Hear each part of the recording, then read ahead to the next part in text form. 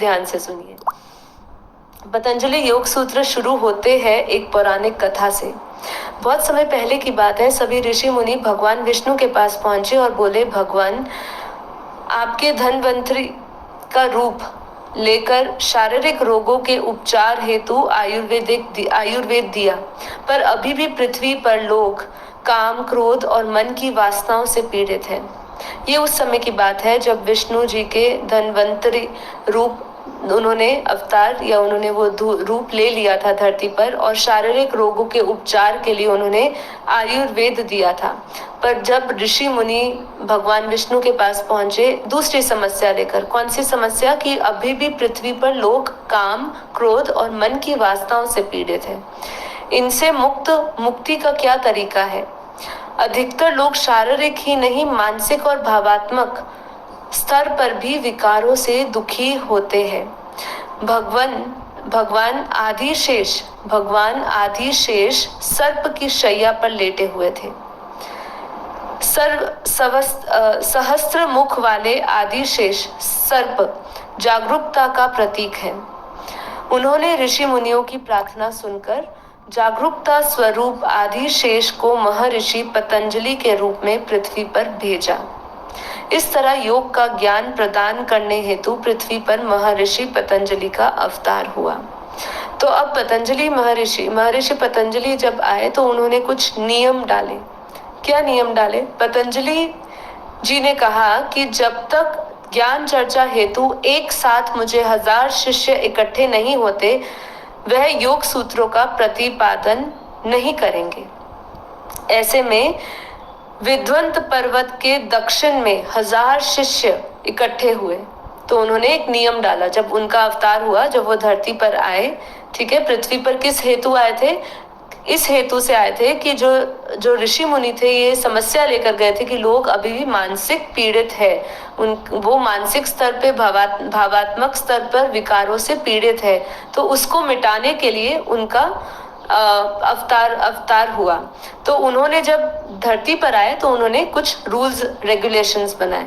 Rules में पहला ये था कि मैं 1000 शिष्यों को ही इकट्ठे होंगे तो ही मैं योग सूत्रों का प्रतिपादन करूंगा। तो दक्षिण में 1000 शिष्य इकट्ठे हुए। महर्षि की एक और शर्त थी। उन्होंने कहा कि उनके और शिष्यों के बीच में एक पर्दा रहेगा। ठीक है, जब तक ज्ञान का सत्र समाप्त ना हो जाए, ज्ञान का सारा सत्र समाप्त ना हो जाए, तब तक कोई भी इस पर्दे को नहीं हटाएगा और न ही कक्ष के बाहर जाएगा। तो उन्होंने 2 नियम डाले। 1000 एकत्रित हो गए शिष्य, और उन्होंने 2 नियम बनाए कि जब तक ये अंतिम सत्र ना दिया जाए, तब तक जो बीच में एक पर्दा होगा महर्षि पतंजलि और शिष्यों के बीच में, वो नहीं हटाया जाएगा, उसको कोई हटाएगा नहीं। और दूसरा कि यहाँ से जब तक ये सत्र पूरे समाप्त नहीं हो जाते, यहाँ से कोई उठ के बाहर नहीं जाएगा। ठीक है, ये उन्होंने नियम बनाए थे। देखिए, इसको बहुत ध्यान से सुनेगा। इसके बाद इस पूरे कथा में जिस चीज की बात करिए, उसका अभिप्राय क्या देना चाहते हैं, उसके बारे में भी अंतिम में हम बात करेंगे। अब शर्त की अवहेलना क्या होता है?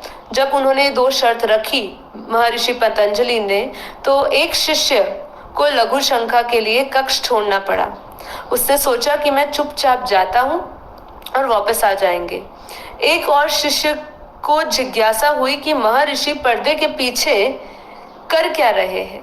ठीक है, उसने उत्सुकतावश पर्दा हटा दिया। पर्दे के हटाते ही वहां उपस्थित जितने भी शिष्य थे वो भस्म हो गए। यह देख पतंजलि अत्यंत दुखी हुए। उसी समय लघु शंका से लौटे शिष्य ने कक्ष में जब प्रवेश किया और बिना अनुमति के बाहर जाने के लिए क्षमा याचना की, तो आगे क्या करते हैं पतंजलि जी? पतंजलि जी उनको श्राप देते हैं। आगे समझते हुआ क्या। करुणावश महर्षि पतंजलि ने बचे हुए सभी योग सूत्र उस शिष्य को दे दिए, पर साथ ही उसे नियम के अवहेलना के लिए ब्रह्म राक्षस बन जाने का श्राप दिया। ठीक है, तो होता क्या है कि फिर से आपको थोड़ा सा समझा दूं कि पतंजलि महाराज जी जब ध्यान कर रहे थे या जो सत्र दे रहे थे, योग सत्र दे रहे थे, तब बीच में एक पर्दा था। उसमें से 2 शिष्य, एक को लघु शंखा के लिए बाहर जाना पड़ा और उसने भी नियम तोड़ा, और दूसरे शिष्य ने जैसे ही पर्दा हटाया तो जितने भी शिष्य मौजूद थे वहां सभी भस्म हो गए। उतनी देर में जो लघु शंखा करके जो शिष्य वापस आया, उस शिष्य को उन्होंने बचे हुए सारे सूत्रों का उन्होंने ज्ञान दिया। लेकिन साथ ही उसने जो अनुशासन, जो उसने आज्ञा का अवहेलना करी थी, उसके लिए उन्होंने ब्रह्म राक्षस का उनको श्राप दिया। ठीक है, तो अब कहते हैं, उन्होंने कहा कि जब तक तुम ये ज्ञान किसी एक विद्यार्थी को नहीं देते तब तक तुम ब्रह्म राक्षस बने रहोगे। ऐसा कहकर पतंजलि अंतर ध्यान हो गए। इसका अर्थ ये है कि जब कोई ज्ञानी व्यक्ति गलत करता है, बहुत ही इंपॉर्टेंट बात कह रही हूँ, कि जब कोई ज्ञानी व्यक्ति गलती करता है तो वह अधिक खतरनाक हो जाता है, वह ब्रह्म राक्षस जैसी अवस्था को प्राप्त होता है। तो देखिए यहाँ पे क्या समझाना चाह रहे हैं कि ज्ञान जो है, अगर ज्ञानी कोई भी अनुशासन तोड़ता है या कोई पाप करता है तो जो अज्ञानी है उससे कई अधिक उसको सजा मिलनी चाहिए या मिलती है। ठीक है, क्योंकि वो जागरूक है, वो ज्ञानी है, और अगर वो कुछ नियम तोड़ता है, वो कुछ उल्लंघन करता है जो ज्ञान में उसको सिखाया गया, तो वो तो ब्रह्म राक्षस स्वरूप है, ऐसा पतंजलि जी कहते हैं। तो यहाँ पे क्या कह रहे हैं कि ऐसे ही जब कोई ज्ञानी व्यक्ति गलत करता है तो वह अबोध व्यक्ति के अपराध करने से भी अधिक खतरनाक हो जाता है। शिष्य ब्रह्म राक्षस बनकर एक पेड़ पर लटक गया और उस रास्ते से निकलने वाले सभी राहगीरों को एक प्रश्न पूछता, जो भी उसका उत्तर सही नहीं देता तो उसको खा जाता। कुछ हजारों वर्षों तक ऐसे ही चलता रहा और इस ब्रह्म राक्षस का कोई भी सक्षम विद्यार्थी उसको नहीं मिला। यहाँ पे ऐसा लिखा गया, कई जगह पे ऐसा लिखा कि लोग उसको सुनते ही नहीं थे, क्योंकि वो ब्रह्म राक्षस था, तो लोग उसके पास रुकते ही नहीं थे और उसको देखते हुए भी निकल जाते थे, और इसलिए उसकी कोई बात सुनने के लिए तैयार नहीं था। अब गुरु बने शिष्य। ठीक है, अब आगे क्या होता है, ऐसी स्थिति देखकर करुणा स्वरूप महर्षि पतंजलि ही तब एक विद्यार्थी बनकर ब्रह्म राक्षस को मुक्त करने के लिए प्रकट होते हैं। अब गुरु ने ही उनको श्राप दिया था, अब वही उनको श्राप से मुक्त करने के लिए अपने शिष्य के पास जाते हैं और गुरु ही बनते हैं शिष्य। ब्रह्म राक्षस ने वही ज्ञान पेड़ के ऊपर बिठाकर पतंजलि को दिया, जिससे उन्होंने ताड़ के पत्तों पर लिखा। ब्रह्म राक्षस रात में ही ज्ञान दिया करता था। पतंजलि अपने आप को खरोच कर खून निकालते हुए पत्तों पर लिखते थे। ऐसे 7 दिन तक चलता रहा। अंत में पतंजलि जी थक गए। उन्होंने लिखित पत्तों को एक कपड़े पर रखा और कपड़े पर रखकर स्नान करने चले गए। जब वह वापस लौटे तो उन्होंने देखा कि एक बकरी उनके अधिकतम पत्तों को खा गई है। पतंजलि बचे हुए पत्तों को समेट कर ले गए। पुराण कथा कहते हैं कि उसका अर्थ निकालने के लिए हम पर छोड़ दिया है।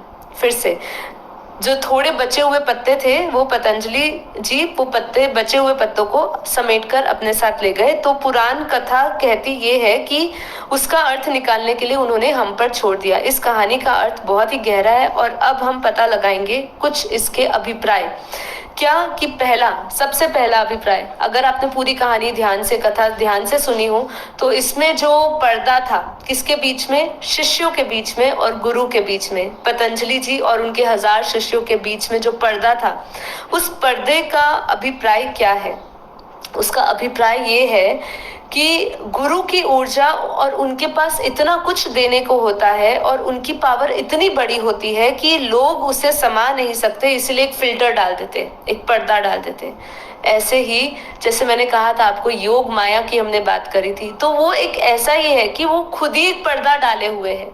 काफी बार मेरी जब बापूजी से भी बात होती है तो मैं यही कहती थी कि ये माया आपकी है, आप ही चाहते हो हम आपको उतना ही जाने। जैसे बापूजी कहते हैं ना कि मेरे साथ रहने वाले भी नहीं जानते।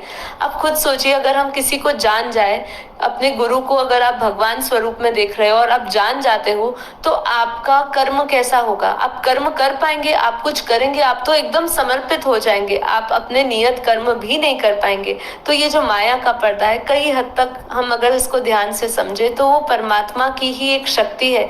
वो जब चाहे जैसा चाहे आपको जब उनका प्रकाश आएगा या उनकी शक्ति आएगी तभी आप उनको सही सही तरीके से जान पाएंगे। तब तक वो आपके साथ होगा तो भी आप नहीं पहचान पाएंगे। तो इसीलिए ये पर्दा जो है एक फिल्टर है गुरु और शिष्य के बीच में, और वो पर्दे का अभिप्राय यही है कि उस ऊर्जा को लेने के लिए कोई भी सामर्थ्य नहीं है उनकी ऊर्जा, और इतना कुछ उनके पास है देने के लिए, पर हमारे में इतनी शक्ति नहीं है। तो ये एक पहला अभिप्राय निकलता है उस पर्दे का, शिष्य और गुरु के बीच के पर्दे का।